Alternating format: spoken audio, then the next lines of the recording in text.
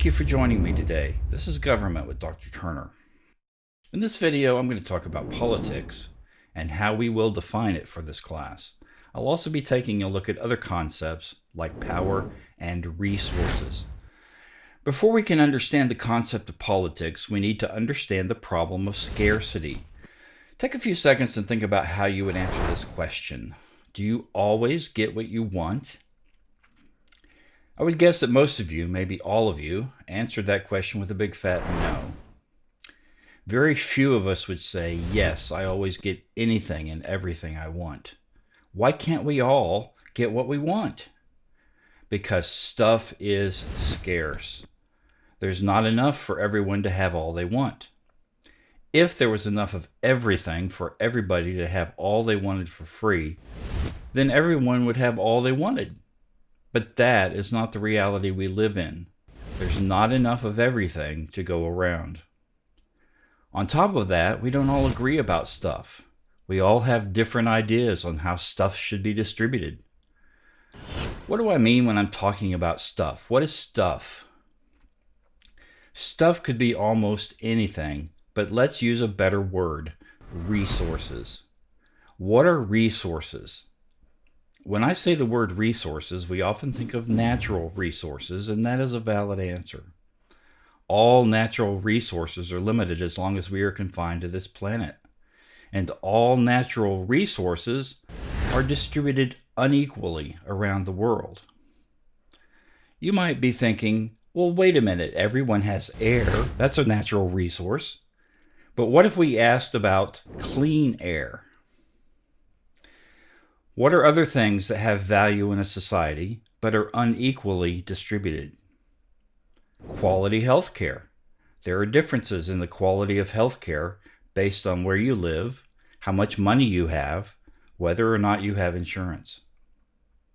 Safety and security. Some communities are safe while others are not. You can probably think of areas in your neighborhood where you would be comfortable walking alone and areas where you would not. Good education. Some communities have higher quality schools than others. Some say you might get a better education at a private school compared to a public school. Wealth. Our country has both rich and poor. Who determines which people have wealth and which people don't? How do we decide who gets what? Politics distributes power and resources. Harold Lasswell, a political scientist who lived and published in the mid-1900s, wrote that politics can be defined as who gets what, when, and how. Let's step outside of ourselves for this next question. Are there people who do get what they want? If you answered this question with a yes, what sort of people were you imagining? The rich? Someone who's famous? Someone with power? Dr. Lasswell also wrote this: the study of politics is the study of influence and the influential. The influential are those who get the most of what there is to get. Those who get the most are elite. The rest are mass. And we're not just talking about houses and Ferraris. The influential get most of the clean air, good health care, safe streets, and good education. Lots of people have a negative reaction to the word politics. They don't like the idea of politics, and they're not incredibly happy with politicians. Couldn't we just do away with politics and figure out some other way to distribute power and resources? Politics distributes power and resources through rules and laws. If there were no politics, there would be no laws. Imagine a world with no laws or rules in society.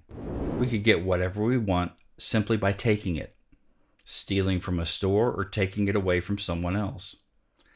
How well would you do in such a world? Would you be the taker or the one being taken from? I suppose it would depend on how powerful you are. My point is, the alternative to politics is violence. Even though you may not be fond of politics or the political process, Right now, it is the only way to distribute scarce resources in a society without violence. Let's think about another concept: power. Do you consider yourself to be a powerful person? Even if you don't think of yourself as powerful, there's almost certainly someone in your life that you have power over. What does power really mean? Power is the ability to get other people to do what you want.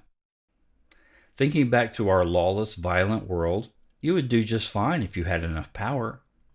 What we are going to discover in this class is that power is important in politics also. Power can be the decisive factor in winning a political struggle. So it makes sense that if given a choice, people would rather be powerful than not. But again, everyone can't be powerful. Some people are, and some people are not. So let's review what we've talked about in this video. Resources are scarce. There's not enough for everyone to have all they want. And we don't agree on who should get what. To live together in society without violence, we choose to allow politics to distribute power and resources. Politics determines who gets what, when,